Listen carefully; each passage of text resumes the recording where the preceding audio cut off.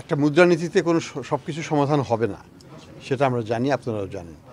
আমরা যেটা চেষ্টা করব, মানুষের যে সবচেয়ে বড় বেদনা সেটা হচ্ছে মূল্যস্ফীতির চাপ, সেটাকে আরও কীভাবে কমিয়ে আনা যায় সেই লক্ষ্যটা আমাদের থাকবে। সেই লক্ষ্যটা আমাদের আছে, সেই লক্ষ্যটার থেকে আমরা বিচ্যুত হব না। আমার যদি সামগ্রিক অর্থনৈতিক পরিস্থিতি যদি উন্নতি না হয়, বিনিয়োগ পরিবেশ হবে না।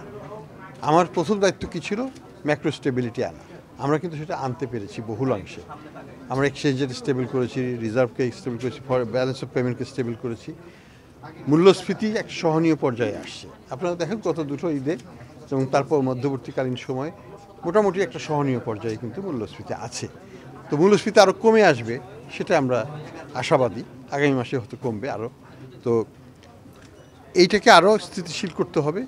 আমরা যেটা চাই, এই স্থিতিশীলতা আসলেই এবং রাজনৈতিক স্থিতিশীলতা আসতে হবে সাথে। সেটা যখন আসবে, দুটো এক হলে পরেই বিনিয়োগ এমনিই হবে দেশে। গুরুত্বপূর্ণ হচ্ছে যে আমাদের অর্থনীতিতে যেসব জায়গাতে আমাকে রেন্ট সিকিং এলিমেন্টগুলো আছে, সেখান থেকে আমাকে বের করে আনতে হবে। চাঁদাবাজি দূর করতে হবে। চিটাগাং পোর্টকে এফিশিয়েন্ট করতে হবে। চিটাগাং পোর্টে একটা বিদেশি একটা বন্দরের 3 দিনে মাল খালাস করে মাল তুলে চলে যায়, আমাদের কেন 13 দিন লাগবে কেন? এটা কস্টটা কে বহন করে? বিজনেস বহন করে, কাস্টমাররা বহন করে, আমরা বহন করি ভোক্তা হিসাবে। কেন করব আমরা? এটার দায়ভার কে নিবে? ওই দেশি বুলি আউলে তো লাভ নেই। আমাকে এফিসিয়েন্সি জেনারেট করতে হবে। আন্তর্জাতিক মানসম্পন্ন প্রতিষ্ঠানকে এনেও যদি আমরা আমাদের প্রতিষ্ঠানের ইমপ্রুভমেন্ট করতে পারি, সেটা কি কাম্য নয়?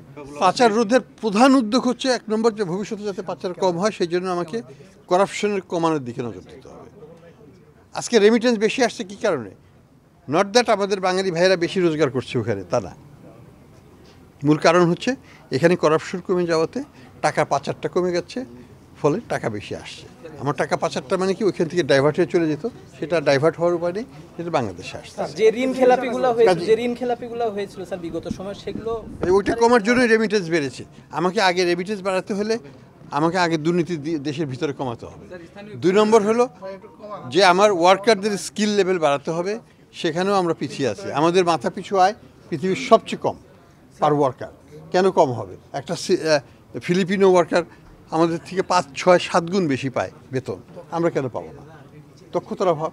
তো সেই জায়গাটা আমাদের নজর দিতে হবে। এগুলো না করতে পারলে তো হবে না। আমাদের শিক্ষা ব্যবস্থাকে যদি আমরা উন্নত করতে না পারি, হবে না।